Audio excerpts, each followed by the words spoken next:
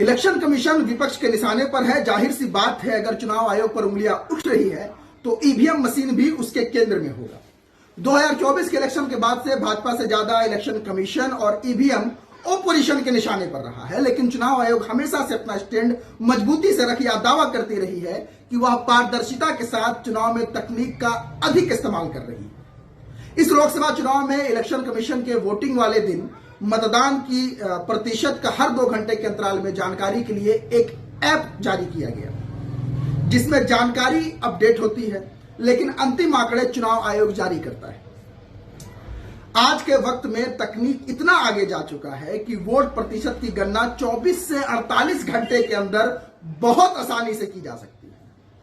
अगर मेरी याददाश्त दुरुस्त है तो जिस दिन हम वोट देकर आते हैं उसके अगले सुबह हम विधानसभा हो या लोकसभा क्षेत्र, उसमें कितना प्रतिशत मतदान हुआ अखबार की हेडलाइन में पढ़ा करते हैं। लेकिन इस लोकसभा इलेक्शन में मामला थोड़ा उल्टा लग रहा है। 26 अप्रैल यानी मतदान के दूसरे चरण वाली देर शाम में चुनाव आयोग द्वारा जारी 60.96% मतदान होने की तस्दीक करती है, लेकिन अगले 4 दिनों में यानी 30 अप्रैल को यह आंकड़ा बढ़कर 66.71% हो जाता है। 4 दिन पहले चुनाव आयोग जहां लगभग 60% वोटिंग की बात कर रही थी, 4 दिन बाद यह आंकड़ा लगभग 66% कैसे हो सकता है? विपक्ष की नजर में चुनाव आयोग की यह गलती देश की राजनीति और जनता के बीच कौतूहल पैदा करने के लिए काफी है। जो विपक्ष ईवीएम का विधवा विलाप हमेशा करती रही हो, उस विपक्ष को मजबूत हथियार मिलता हुआ नजर आ रहा है। ऑपरेशन का मानना रहा है कि ईवीएम मशीनरी चीज है और इसके साथ छेड़छाड़ आसानी से की जा सकती है, और यही वजह है कि ईवीएम की विश्वसनीयता पर सवाल खड़े होते रहे। 2019 के लोकसभा चुनाव के नतीजों ने एक वक्त मेरे अंदर भी यह शक पैदा कर दिया। फिर कोविड का दौर आ गया।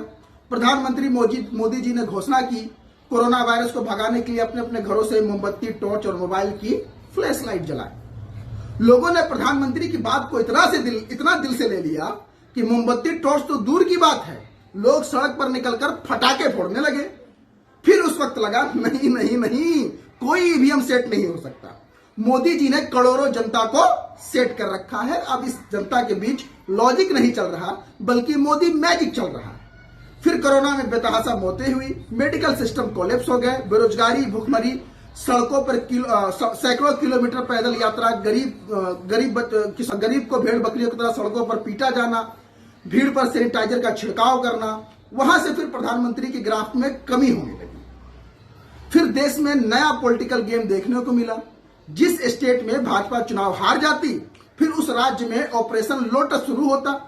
वहां विपक्ष के विधायक को खरीद लिया जाता या विपक्ष को ही तोड़कर 2 हिस्सों में बांटकर कमजोर कर दे रहा था, और यह प्रत्यक्ष और अप्रत्यक्ष रूप से भाजपा वहां पर स्थापित होकर शासन भी करने लगी। भाजपा को सत्ता का भूख मुख्यमंत्री या प्रधानमंत्री तक ही नहीं रह गया, वह म्युनिसिपल इलेक्शन में भी दिखाई देने लगा। भाजपा इसके लिए कोई भी कीमत चुकाने के लिए तैयार दिखने लगी। पिछले महीने चंडीगढ़ के मेयर इलेक्शन में भाजपा की यह भूख हम सब देख चुके हैं। जरा सोचिए, चंडीगढ़ में मात्र 36 वोटों में जो हेराफेरी करने से बाज नहीं आए हो, वो इतने बड़े वोटिंग सिस्टम में घपला क्यों नहीं कर सकते? अगर वाकई में ऐसा होता होगा, ईवीएम सेट किया जा सकता होगा, तो इसमें कोई दो राय नहीं है कि ये लोग नहीं करेंगे, बिल्कुल करेंगे। जो पार्टी तोड़ सकते हैं, जो विधायक तोड़ सकते हैं, जो विपक्षी दल को तोड़ सकते हैं, जो पार्टी मेयर चुनाव में पर्ची सेट करा सकती है, वो सत्ता में रहने के लिए कुछ भी कर सकती है। एक वोटर के तौर पे, एक जिम्मेदार नागरिक के तौर पर मेरे कुछ सवाल है। आखिर मतदान प्रतिशत जारी करने में चुनाव आयोग ने देरी क्यों की? चुनाव आयोग में ईवीएम के मतदान प्रतिशत तैयार और जारी करने वाले अधिकारी कर्मचारियों की तरफ से गंभीरता क्यों नहीं दिखाई गई?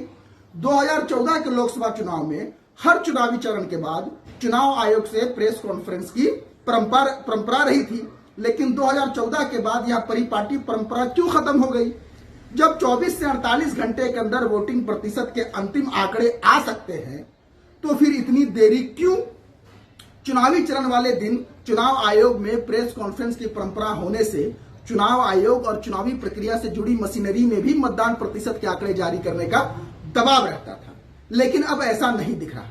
चुनाव आयोग की तरफ से 30 अप्रैल को जारी पहले और दूसरे चरण के मतदान प्रतिशत के आंकड़े को लेकर चुनाव आयोग में सिर्फ देरी पर सवाल नहीं उठ रहा है, बल्कि यह भी सवाल उठाया जा रहा है कि आखिर 19 अप्रैल और 26 अप्रैल को मतदान खत्म होने के बाद शुरुआती मतदान प्रतिशत के आंकड़े में और अंतिम प्रतिशत आंकड़े में 6% का फर्क कैसे हो सकता है।